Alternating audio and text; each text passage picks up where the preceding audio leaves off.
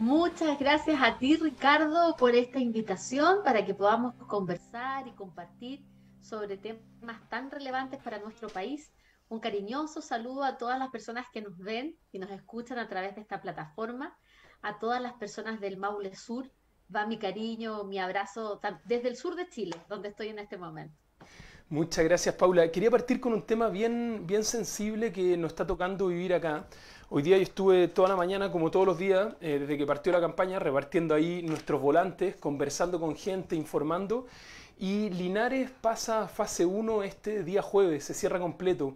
Y hablábamos de un poco el temor, la impotencia, la preocupación de muchos de los comerciantes que van a tener que cerrar y se quedan sin ningún tipo de ayuda o de sustento concreto durante un mes tan complejo como es marzo.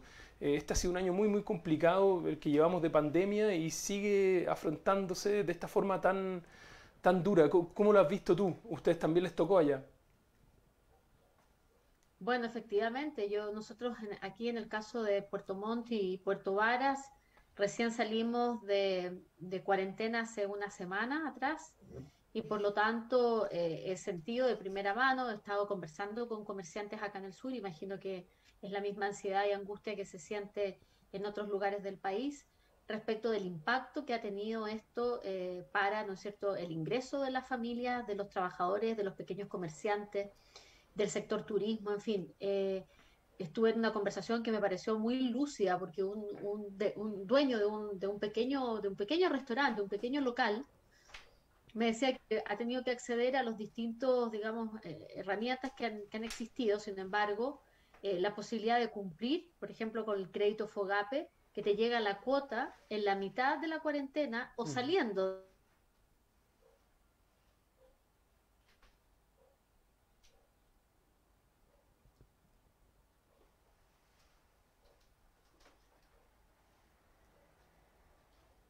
de un diseño mal pensado en realidad, mal planificado y que lo hubo desde el inicio. O sea, en plena pandemia, cuando se diseñaron los distintos instrumentos de ayuda a las familias, ya sea, ¿no es cierto?, el ingreso familiar de emergencia o los créditos para los pequeños y medianas empresas, se hizo de una manera tan compleja, donde había nosotros que postular unas postulaciones que finalmente eran tan enredadas y con tantas condiciones que terminaron dejando excluida a mucha gente de recibir una ayuda directa. Y ese problema se ha seguido repitiendo. Entonces, a pesar de que hubo una ampliación de los instrumentos, esa ampliación hoy día es tan engorrosa, focalizada, que por lo tanto no logra ir realmente en alivio de las familias. Entonces se le ha dicho al gobierno, yo también lo he planteado en varios espacios, digamos, de comunicación pública de manera reiterada, de que el gobierno todavía está a tiempo de plantear una ayuda directa a las familias y también a las pequeñas y medianas empresas, a los y las trabajadoras, que segurice y que disminuya los niveles de incertidumbre y de angustia para todo el 2021. O sea, miren lo que digo, para todo el 2021. No estas ampliaciones trimestrales o cada 2 meses, que además, Ricardo, es, si usted está en cuarentena, un monto, si usted pasa a fase 2 otro monto, si usted pasa a fase 3 otro monto. ¿Cómo tú mides eso? ¿Cómo fiscalizas eso? ¿Cómo es tan engorroso todo, incluso es no entender cómo la gente vive y se desplaza en el territorio? Porque puede vivir en una comuna con cuarentena y puede trabajar en una comuna que no esté en cuarentena o al revés. Entonces, francamente, creo yo que hay una negligencia de parte del gobierno respecto a este tema, habiendo recursos, ¿ah? Habiendo recursos, porque aquí no estamos hablando de ser irresponsables desde el punto de vista del gasto público para estas materias, estamos hablando de un país que tiene una situación fiscal que le permite, en caso, ¿no es cierto?, de tener que endeudarse, de poder hacerlo a buenas tasas en el mundo, ¿no es cierto?, porque tiene una, una salud justamente su situación fiscal que se lo permite. Los organismos internacionales, Ricardo, han dicho, mire, los países que tienen espacio fiscal para endeudarse, endeúdense. Si, y luego de endeudarse tienen que seguir haciéndolo y todavía están en un margen, háganlo, porque hay, para reactivar la economía, lo primero que se necesita para reactivar la economía es controlar la pandemia. Y para controlar la pandemia tenemos un proceso de vacunación que es de mediano y largo plazo. O sea, un proceso de vacunación que no va a terminar en un mes más. Ya sabemos que se va a extender mucho tiempo. Por lo tanto, no podemos esperar la vacunación para la inmunización y decir ahí controlamos la pandemia. Necesitamos poder controlarla ya, y para poder controlarla ya hay que segurizar a las familias desde el punto de vista económico. Ese creo que un buen resumen es lo que señalabas del tema de la incertidumbre, de la angustia, de lo que vivimos o lo que hemos hablado recorriendo las calles. Esto se veía venir, estaba trascendido de prensa, se comunicaba, se discutía en las calles y sin embargo no se ha hecho nada y ya llevamos un año, entonces ya ha pasado demasiado tiempo como para seguir improvisando. Si vamos a encerrar, porque literalmente es encerrar a una ciudad completa por un mes, lo lógico es tratar de primero ver cuáles son las medidas que van a ayudar a la comunidad, que van a ayudar a las familias y después decretar la cuarentena. Uno escuchaba un poco con algo de impotencia, incluso algo de rabia, la declaración del ministro Briones esta semana que decía la gente a lo mejor está como molesta con el Estado. Y claro, porque parece que tenemos oportunidad para hacer mucho más, como bien señalaba, había posibilidad de endeudarse más, hay recursos y era tema de inyectar y meter plata para apoyar a las familias, que es plata que además entra dentro de la economía. Y sin embargo terminamos con la plata de las propias personas, de sus pensiones, sacándola para salvar la crisis, lo que es como bien complicado. Eh, y allí te quería llevar como a otro tema que es uno de los temas fundamentales que vamos a discutir ahora, que es como el rol del Estado. ¿Cómo ves tú que se debería enfrentar este rol del Estado? Y acá me voy a permitir una pequeña introducción. Nosotros tuvimos la oportunidad de trabajar juntos en el proceso participativo constituyente de la presidenta Bachelet, que hoy día parece algo como tan lejano que en esa época no tuvo todo el apoyo que nos hubiese gustado y sin embargo fue muy masivo por la ciudadanía, o sea, la convicción vino desde la ciudadanía empoderada de participar de un proceso constituyente. Y ha pasado mucha agua bajo el puente, varias situaciones tristes, y hoy día parece que no estábamos tan equivocados y esa era la visión correcta de una nueva constitución democrática, institucional, participativa. Entonces, te dejo las dos preguntas. ¿Cómo ves tú este proceso que, si bien tiene muchos años, se acentuó desde el proceso participativo de la presidenta Bachelet? Y dentro de las definiciones constitucionales, ¿cuál crees tú que debería ser el rol del Estado en una futura constitución? Bueno, efectivamente, o sea, primero hay que reconocer que el segundo gobierno de la presidenta Bachelet tenía un diagnóstico bastante claro de que era necesario hacer reformas, transformaciones profundas. Y tú, como buen abogado que eres y que también conoce, ¿no es cierto?, muy profundamente el alcance que tiene la Constitución, era evidente que con la Constitución del 80 muchas de esas transformaciones iban a tener obstáculos, no solo desde el punto de vista de una oposición política, sino que incluso obstáculos institucionales anclados, ¿no es cierto?, en esta Constitución del 80 que establece unos quórum gigantes para poder justamente conseguir justicia social o garantizar derechos sociales. Por lo tanto, en ese segundo gobierno, la presidenta Bachelet dice vamos a impulsar todos estos cambios y junto con eso vamos a impulsar una nueva constitución, porque claramente la que tenemos no permite ser la sociedad que debemos ser, que merecemos ser. Chile merece ser de otra forma, a como hoy día nuestra constitución de alguna manera nos amarra, nos limita, es como una camisa de fuerza, ¿no? Entonces, creo que en ese diagnóstico correcto, iniciar ese proceso eh, participativo, ¿no es cierto?, institucional y democrático, como lo hizo la presidenta Bachelet, fue un muy buen ejercicio donde participaron 200.000 personas, 16.000 personas pertenecientes a pueblos originarios, donde se levantaron los sentires, las visiones, los deseos, los anhelos, los sueños de esos miles de chilenos en un proceso amplio, transparente, muy relevante, y que el gobierno actual tomó la decisión explícita, dicha por su ministro del Interior de entonces, ¿no es cierto? Dijo exactamente el ministro Chadwick en su momento, esto queda encerrado en un cajón guardado porque no vamos a hablar de nueva constitución, ¿no es cierto? Y bueno, ya sabemos lo que ocurrió después. Era evidente que la ciudadanía eh, de alguna forma, ¿no es cierto?, se iba a manifestar para poder lograr los cambios que se requerían. Entonces me parece que fue un proceso que anticipó algo que hoy día estamos, digamos, discutiendo por esta vía institucional, que fue un acuerdo, ¿no es cierto?, un acuerdo institucional que permitió un cambio legislativo que se tradujo en un plebiscito y que se va a traducir en una nueva constitución, en la cual, Ricardo, tú vas a formar parte, y eso yo creo es sin lugar a dudas una enorme oportunidad. Uno podría decir que un privilegio, Ricardo, ¿no es cierto? Estar Sí. ahí redactando la nueva constitución y la nueva alma de Chile, me gusta decir a mí, porque ahí va a quedar el alma de Chile graficada. Y creo al mismo tiempo que entonces tenemos una oportunidad, y a mí me gustaría también escucharte a ti. Yo creo que tenemos una oportunidad. El próximo gobierno, yo digo, tiene que un poquito anticiparse desde el punto de vista siguiente, a que hay una demanda por un Estado social de derecho, un Estado presente, un Estado protector, un Estado activo, al mismo tiempo que un Estado moderno, que un Estado ágil, capaz de responder, ¿no es cierto?, de estar presente. Y ya el próximo gobierno tiene que tener un programa de gobierno muy fuerte en materia de agenda social y también productiva, porque las cosas van de la mano para poder movilizar entonces las transformaciones que se requieren. Pero esa nueva constitución va a consagrar ese Estado social de derecho.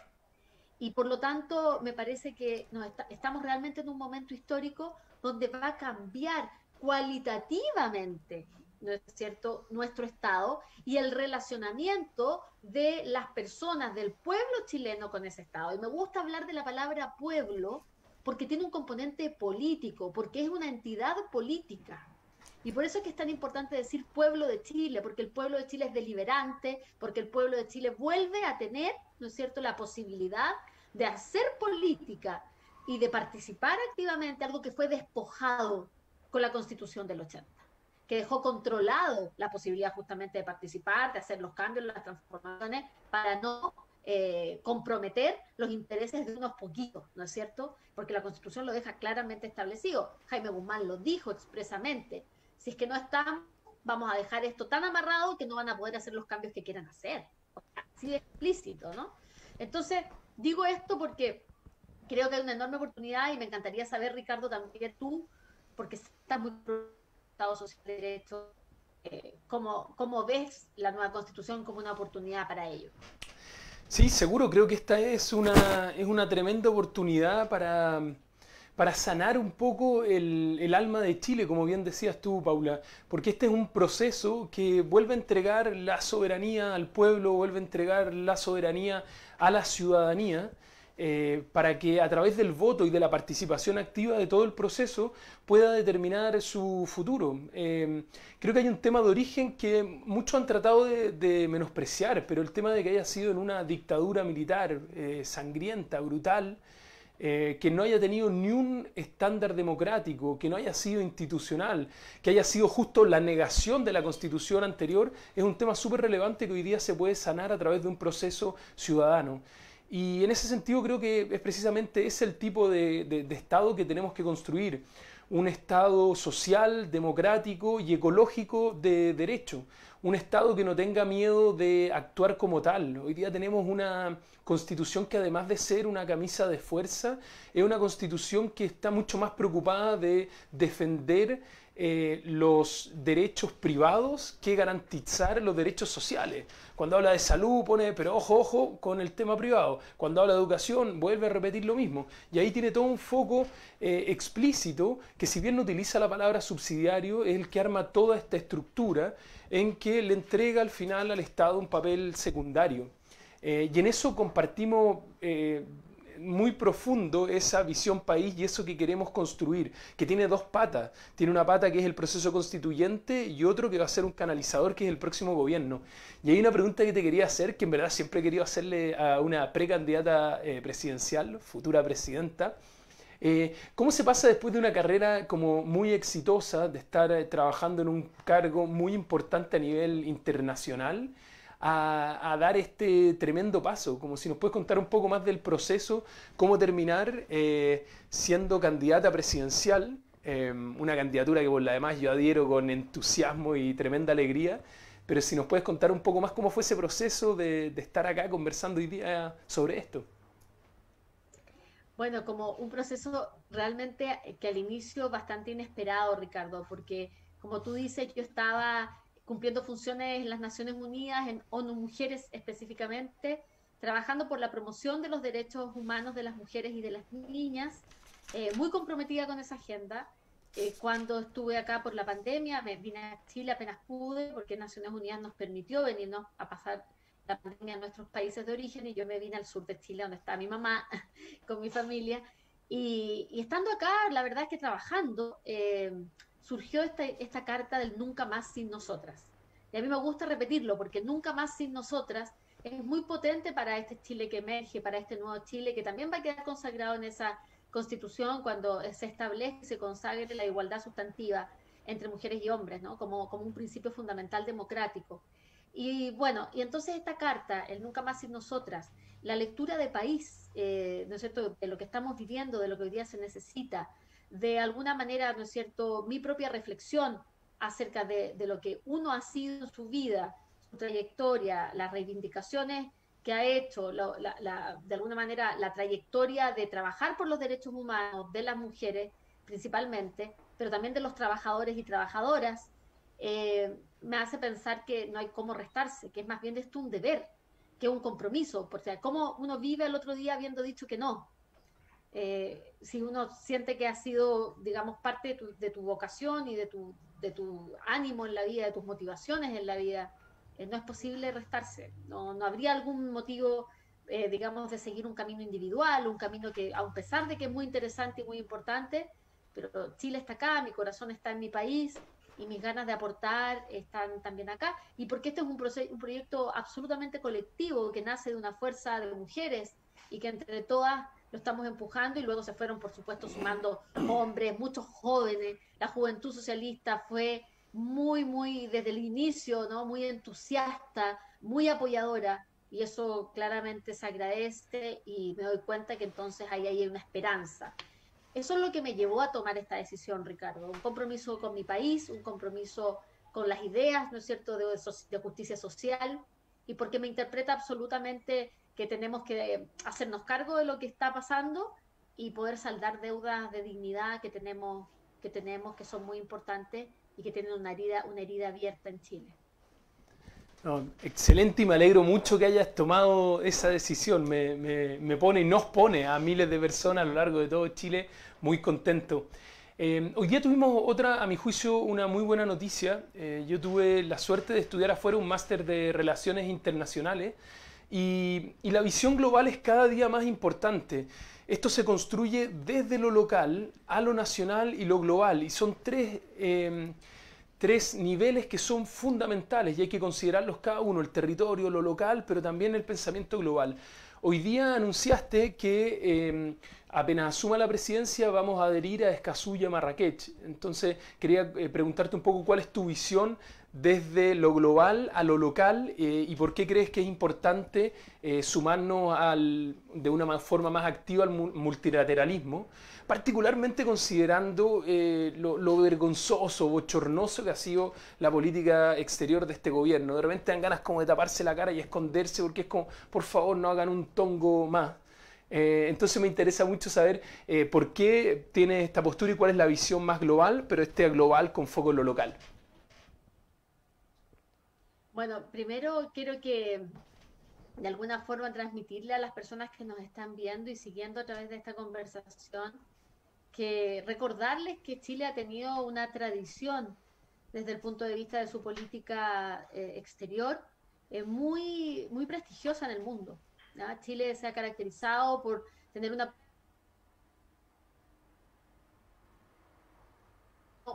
consistencia en nuestro actuar. Eso se interrumpió en estos años de gobierno de una manera bastante, yo diría, incomprensible.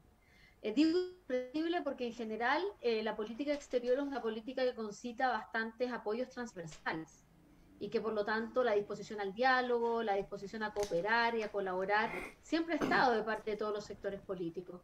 Entonces, no se comprende bien por qué esta actitud que al final ha significado tantos errores, ¿no? Un primer error es decir y desechar el poder firmar el acuerdo de Escazú.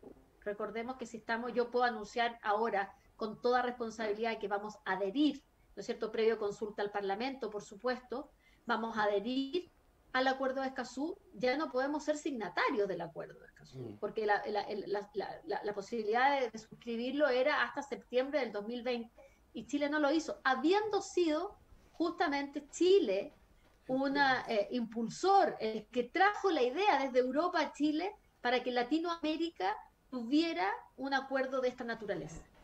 Entonces, quiero transmitir a las personas que resulta incluso más contrariante, porque Chile fue y tuvo Constance Nagelat, es la persona, ¿no es cierto?, chilena, que mañana va a tener un diálogo con Paulina Astroza, nuestra encargada de Relaciones Internacionales, justamente porque ella fue la que tuvo la idea de decir por qué no América Latina impulsa un acuerdo de estas características, ¿no? Demoró muchos años hasta que se consigue el acuerdo y Chile termina, ¿no es cierto?, no firmándolo. Entonces resulta bastante incomprensible porque estamos viviendo una crisis climática, porque estamos viviendo una situación que amerita que se puedan poner sobre la mesa los derechos de acceso, ¿no? Y además establecer que la ciudadanía pueda participar de manera importante en todo aquello que afecta su vida en materia, ¿no es cierto?, de protección medioambiental, porque también protege a los defensores y defensoras en el ámbito de los derechos ambientales. Entonces, hay una serie de situaciones que el Acuerdo de Escazú promueve que son importantes que Chile no se sienta marginado. Ahora, nosotros vamos a adherir y con esa adherencia podemos participar como observadores de la cumbre, ¿no es cierto?, de las partes. Esperemos, bueno, vamos a poder hacerlo como observadores porque no somos parte, porque Chile no firmó cuando tenía que firmar, y esperemos de esa forma ir también adecuando aquellos aspectos nuestros, institucionales, que se requieran y que están inspirados en el acuerdo de Escazú. Pero hoy día resulta absolutamente improcedente, o sea, no puede ser que uno se reste de uno de los temas más relevantes que el mundo está enfrentando. Junto con esta crisis de la pandemia, claramente el llamado de los líderes mundiales es a tomar compromisos activos para evitar una catástrofe ambiental. Y yo creo que hay que tomarlo con toda la seriedad, y por eso vemos también con buenos ojos y con buenas perspectivas el cambio de política en este sentido de Estados Unidos, que va a tener, de nuevo queremos un impacto positivo, el hecho de que vuelva al Acuerdo de París, por ejemplo, al cual se habían restado. Pero eso va a tener un impacto positivo y que no podemos abandonar el multilateralismo en ninguno de los temas que nos convocan como país integrado en el mundo, en este mundo globalizado. Chile tiene que ser un actor relevante en el ámbito multilateral e internacional. Tenemos capacidades enormes, talentos increíbles, personas muy formadas en estos temas, expertos en los distintos temas, como por ejemplo en el tema migratorio. O sea, también, vuelvo a decir, Chile fue un actor relevante también en el Pacto Migratorio de las Naciones Unidas, y cuando iban a la firma en Marrakech, llega una información a la delegación de Chile para que Chile no asista a la firma. Entonces, nuevamente, Chile vuelve a retroceder en sus propios pasos, ¿no es cierto?, que había dado en torno al pacto migratorio, retrocede, se resta y queda este vacío que no se comprende. ¿Por qué no se comprende? Porque tenemos todos los países un impacto por las migraciones, lo vamos a seguir teniendo, y cuanto mayor cooperación internacional exista en esto, y cuanto mayor capacidad, por lo tanto, de traspasar experiencias entre países, e incluso asistir y de algún momento también recibir asistencia internacional o de los organismos de las Naciones Unidas como ACNUR para haber resuelto o a contribuir a resolver la crisis humanitaria en Colchane, vamos a haber estado ausentes del espacio multilateral. No es consistente, porque además es un tema de derechos humanos, porque además es un tema absolutamente actual que protege. Lo que plantea el pacto migratorio no es distinto a lo que todos queremos, que es una migración ordenada, regulada y segura. Porque aquí se hacen caricaturas, como que uno quisiera abrir la frontera sin ningún tipo de condición, sin ningún tipo de requisito. Nadie ha planteado eso. Pero lo que no podemos hacer es restarnos de una discusión seria acerca de que se protegen los derechos humanos de las personas siempre, no excepción, siempre. Y eso significa seguir estas directrices con la soberanía nacional que corresponde. Ninguno de estos pactos, ni el Acuerdo de Escazú, ni el Pacto Migratorio, le comprometen la soberanía nacional. Eso lo quiero dejar bien claro, porque también se utiliza eso como una excusa que no es verdadera. No sé cómo lo ves tú, Ricardo. Sí, o sea, primero me da tranquilidad volver a que se vuelva a discutir estos temas con altura de mira y con la seriedad que corresponde. O sea, creo que ha sido muy grave lo que ha pasado en los últimos años en materia de política internacional y me alegra mucho que se retomen estos temas con seriedad. Aprovechar de saludar a Paulina Astroza, a Juan Gabriel Valdés, dos grandes amigos, tremendos profesionales, un equipo de lujo de nivel internacional. Y dentro de esa visión internacional de los temas que hemos visto, el rol del Estado, medio ambiente, migración, también tiene una contraparte regional. Y ese es otro tema que quería comentar. Claramente la realidad de Santiago es muy distinta a la que vivimos desde acá en Linares, o en Parral, o en San Javier, o en Cauquenes. Aprovecho de saludar a todos los comunales de las 11 comunas del Maule Sur, un gran saludo. Y la visión que tenemos desde acá es distinta, estos problemas nos afectan de forma distinta. Y nosotros en particular somos el Maule Sur, o sea, está Santiago, está nuestra capital regional y después venimos nosotros. Entonces subimos ese centralismo por partida doble. Y ahí quería consultarte cómo ves tú como mujer de regiones, cuál es tu visión de lo que se nos viene hacia adelante. Porque sin lugar a duda es una visión más amplia, es una visión que abarca más, porque a ti también te ha tocado participar de estos tres niveles. Has estado como actor de organismos internacionales, has estado en el gobierno central, pero también has estado en el gobierno regional. ¿Cómo enganchamos estas tres niveles y cómo ves tú desde tu experiencia la visión o el protagonismo que tenemos que entregarle a los territorios, a las comunas y a las regiones? Mira, qué interesante cómo lo planteas, porque fíjate que justamente habiendo estado en el espacio subnacional, en el espacio nacional y en el espacio internacional, me doy cuenta de la continuidad que hay en los tres niveles. Y siempre lo cuento como un poquito desde la referencia personal. Yo trabajaba en el Servicio Nacional de la Mujer como psicóloga, recién salí a la universidad a los 24 años, y trabajé justamente en una época en que costaba mucho instalar los temas de igualdad de género en el espacio de la agenda política, ¿no? Y por lo tanto también costaba mucho que pudiéramos promover el tema de los derechos humanos de las mujeres en los distintos grupos, incluido el propio Estado. Entonces tuvimos que desarrollar metodologías innovadoras, trabajar directamente con mujeres víctimas de violencia, trabajar los temas de promoción de derechos humanos, en fin, muy en el terreno, ¿no? En los territorios más increíbles, aislados de la región de los lagos, en Chiloé, en el archipiélago de Chiloé, en las islas, trabajando codo a codo con las organizaciones, con las mujeres, con las asistentes sociales en los municipios. ¿Qué quiero transmitirte con eso?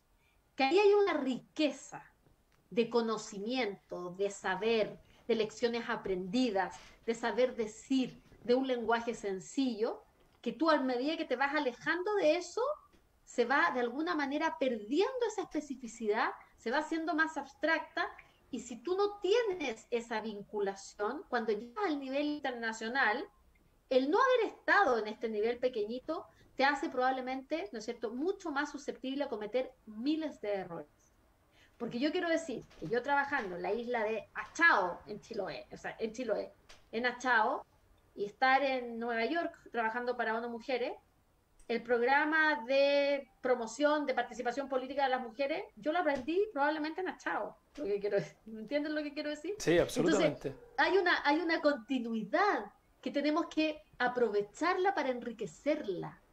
Y yo creo, honestamente, Ricardo, que la mirada local es de una potencia tan grande para alimentar el diseño de política pública, que es absolutamente poniéndonos en un espacio muy de eficiencia e ineficiencia, muy ineficiente no ocuparlo, además, ¿no? Y por otro lado, quiero decir que desde el punto de vista político, el espacio local ha demostrado una capacidad de reacción enorme, tanto para el estallido social y la propuesta de los alcaldes para llegar a un acuerdo de plebiscito antes que el acuerdo del Congreso, que fue una señal, además transversal, de todos los sectores políticos representados en los alcaldes y las alcaldesas, para llevar adelante un acuerdo. O sea, desde el nivel local había una comprensión del fenómeno mucho más cercana de lo que pasó y leyeron mucho antes que varios, ¿no es cierto?, lo que estaba sucediendo. Y con respecto a la pandemia, la exclusión del nivel local, de la toma de decisiones, significó los niveles de contagio que tuvimos en el invierno. Porque si la trazabilidad, etcétera, la hubiésemos dejado, la detección, la trazabilidad, ¿no es cierto? La trazabilidad y el aislamiento, lo hubiésemos dejado mucho más en manos del nivel primario, ¿no es cierto?, el nivel local, probablemente habríamos tenido unas tasas de contagio distintas a las que tuvimos. Se llevó todo al nivel terciario. Muy bien los ventiladores, muy bien la reconversión de camas, pero nos olvidamos de esa otra parte fundamental y de escuchar a los actores del nivel local que tienen tanto que decir. Demostración de esto, proceso de Sí, vacunación. Red primaria absolutamente. de atención, tiki-taka, como se dice, funcionando perfecto. Estas funcionarias y funcionarios de la salud actuando en red, de manera profesional, impecable, cuidando a las personas. Entonces ahí hay una riqueza que tenemos que aprovechar en la política pública. Yo creo que hay una oportunidad con la nueva constitución de eso también, de dejarlo consagrado, y creo que hay una oportunidad también ahora con la elección de los gobernadores y gobernadoras regionales, que si bien es cierto, no tienen todas las competencias, creo que es un desde interesante y es una figura política importante desde el punto de vista de la legitimidad política para tener un discurso desde las regiones también más considerado en el nivel central, porque hoy día va a ser con actores elegidos, ¿no es cierto?, por el pueblo, y por lo tanto traen un poder de la gente representado ahí. Buenísimo, buenísimo. Hemos hablado hoy de muchos temas que vamos a tener que discutir en la Constitución. Hablamos del rol del Estado y derechos sociales, hablamos de descentralización y lo analizamos en tres niveles, el nivel local, el nivel nacional y el nivel internacional. Hablamos también de medio ambiente y la importancia que tiene en una visión más país, de cómo lo vamos a enfrentar entre todos. Y hay un cuarto tema que yo te he escuchado bastante y que lógico a mí me interesa porque es el tema que llevo estudiando más de 10 años, vinculado particularmente con la Constitución, y es el tema de seguridad. Es un tema que es espinoso o espinudo, que no tiene soluciones mágicas, que siempre está en evolución, no es que uno lo pueda solucionar de un momento para otro, pero que muchas veces lo tratamos de esquivar. Y cuando lo esquivamos aparecen estas falsas balas de plata, estas soluciones de fuerza por fuerza, que terminan perjudicando todo y que terminan haciendo los problemas mucho más complejos. Entonces te quería preguntar cuál es tu visión respecto al tema de seguridad, un tema que además es tan sensible en todos los territorios y a lo largo y ancho de todo el país. Es un tema complicado. Precisamente las personas que se encuentran en mayor grado de vulnerabilidad también se ven expuestas a mayores problemas en materia de seguridad. Entonces te quería preguntar cómo ves esto y cómo crees que se debería proyectar hacia adelante. Bueno, a mí me parece que es un tema de la más alta relevancia, que no podemos esquivar, que es absolutamente necesario para la estabilidad democrática y que tenemos que pensar una mirada desde el Estado seria, desde lo público, de la seguridad. Porque no se puede privatizar la seguridad, como se ha intentado en estos años, privatizarla. Al privatizarla, el Estado pierde injerencia, al perder injerencia, vulnera y de alguna manera fragiliza las propias estructuras del Estado para poder enfrentar el crimen, el delito, etcétera. Al mismo tiempo, creo que tenemos que tener una remirada de la seguridad pública, y también el proceso constituyente es una oportunidad para ello, ¿no? Por supuesto que me parece que las miradas de carácter preventivo, mirar esto como un tema complejo como es, no hay respuestas sencillas para un tema tan complejo como es el tema de la seguridad pública, pero tenemos que involucrar a los actores más directamente involucrados en esto. Me parece que la conversación con alcaldes, por ejemplo, con comunidades, con juntas de vecinos, es muy relevante, al mismo tiempo que especializar a las instituciones que tienen que hacerse cargo de la seguridad pública, ¿no es cierto? Porque la institución de carabineros hoy día, y esto es importante decirlo, yo lo digo con harta delicadeza y harto cuidado, ¿no? Porque quiero decir, necesitamos una nueva policía para un nuevo Chile, porque la policía, Carabineros de Chile, con todo lo sucedido durante estos años, sobre todo en este último periodo, ¿no es cierto?, tan intenso, con las vulneraciones a los derechos humanos cometidas, que están además, ¿no es cierto?, documentadas, tanto por organismos internacionales como por organismos nacionales, esas vulneraciones a los derechos humanos, hace que, por supuesto, la legitimidad de esta institución hoy día en la ciudadanía esté absolutamente en entredicho, por una parte importante de la ciudadanía. No hacer nada respecto de esto significa dañar además, aún más, a la propia institución de Carabineros.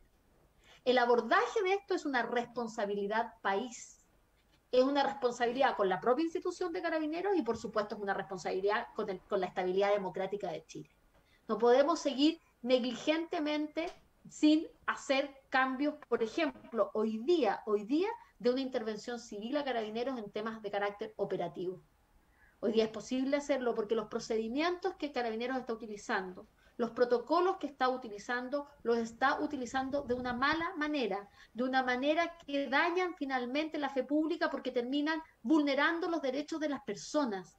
Entonces, pueden estar las herramientas, pero si esas herramientas están siendo mal utilizadas, claramente se provoca un daño mayor. Y por eso es que es tan importante, como tú además, Ricardo, en esto lo hemos conversado mucho, tú mismo hemos tenido diálogos porque aquí el experto eres tú en estos temas, ¿no? Y me has dicho, bueno, si tenemos una institución de carabineros que hoy día tiene una doctrina de seguridad nacional establecida en la Constitución del 80, que además le entrega unos grados absolutamente exacerbados de autonomía, ¿no es cierto? No queda supeditada a la autoridad civil como debiera, que es lo que necesitamos de esta nueva policía, que sea una policía altamente especializada y no que sean los propios carabineros los que controlan el tránsito, hasta, ¿no es cierto?, los que persiguen el narcotráfico. Claramente, esa enorme cantidad de funciones hace que se hagan mal todas las funciones. Entonces, necesitamos una mayor especialización, una mayor profesionalización. Vuelvo a decir la importancia de rendir cuentas y ser transparente y una férrea formación en derechos humanos, porque es posible perseguir el delito, es posible ser eficiente en perseguir el delito, el narcotráfico que tanto agobia hoy día a la familia, a las comunidades, a los barrios, ¿no es cierto? Al mismo tiempo que tener y formar y ser, ¿no es cierto?, respetuoso de los derechos humanos. No es incompatible aquello. Nos han hecho creer que es incompatible, pero no lo es. Entonces necesitamos esta nueva policía, pero mientras tanto, eso es un proceso de movimiento que hay que ir actuando en medida que tú estás teniendo, no puedes dejar sin nada, ¿no es cierto?, a la seguridad pública, pero necesitas hoy día una intervención civil que permita prevenir que sigan ocurriendo estos horrores que hemos visto y que hemos sido testigos y que han terminado con la vida de compatriotas. Sí, un temazo gigante que seguro vamos a tener que discutir en la Constitución para hacer cambios profundos como los que tú señalabas, Paula. Pero además el gobierno debería dejar de bloquear la necesaria reforma que tenemos que hacer de manera urgente. O sea, hay cambios que están bloqueados desde hace más de un año. Nosotros como Comisión de Reforma de Carabineros con sede en el Senado le entregamos una propuesta hace más de un año al presidente Piñera. El presidente se comprometió con todos nosotros a iniciar de forma categórica una reforma estructural y llevamos un año y no ha pasado nada. Paula, queríamos agradecerte. Como decíamos, hoy día hemos visto muchos temas. Vimos el rol del Estado, derechos sociales, vimos descentralización, vimos temas vinculados a una constitución verde y a una constitución con un foco ecológico. Vimos temas de seguridad. Este y otros temas los tenemos desarrollados en nuestras plataformas digitales. Pueden visitar monteroallende.cl y tenemos bastante más profundizado este y otros temas relevantes. También pueden acompañarnos en todas nuestras plataformas digitales de redes sociales, siguiendo a Ricardo Montero Allende, y ahí tenemos más propuestas que siguen por lo demás en construcción. Son propuestas que vienen del proceso participativo de la presidenta Bachelet, de la voz de más de 200.000 personas, con foco en la provincia de Linares, con foco en la provincia de Cauquenes, porque es precisamente la voz de la provincia de Cauquenes y de Linares, la voz de todo el Maule Sur, la que queremos llevar a la convención. Así que les hacemos a ustedes la invitación de revisar nuestras propuestas y conocer un poco más en qué estamos. Y también le hacemos una invitación muy sentida y afectuosa a Paula de que ojalá nos acompañe lo antes posible acá en el Maule Sur para poder compartir con todas las vecinas y vecinos de las distintas comunas y profundizar en esta y en otras conversaciones. Así que, Paula, te dejamos extendida la invitación y te agradecemos muchísimo esta participación. Cuenta con nosotros, somos miles acá, los del Maule Sur, los que vamos a apoyar tu candidatura con convicción y con muchísima alegría. Así que qué bueno que aceptaste este desafío, humildemente nos sumamos a él y te agradecemos mucho haber estado con nosotros. Gracias a ti, Ricardo. Mucho éxito también en tu campaña. Estoy segura que lograrás estar en la Convención Constituyente siendo y haciendo un tremendo aporte para este proceso maravilloso que estamos viviendo como país. Con todo tu talento, con todos tus conocimientos, tu tremendo compromiso social, va a ser una gran contribución. Un abrazo cariñoso a todas las personas del Maule Sur, un abrazo muy sentido, que estén muy bien que esta cuarentena que se inicia, ojalá venga acompañada de los apoyos que se requieren de parte del Estado. Muchísimas gracias, Paula, nuevamente, y los invitamos a todos a seguir conectados a través de redes sociales y cuando nos encontremos también visitando cada una de las comunas. Recuerden, Montero Allende, Constituyente. Nos vemos la próxima vez. Hasta luego.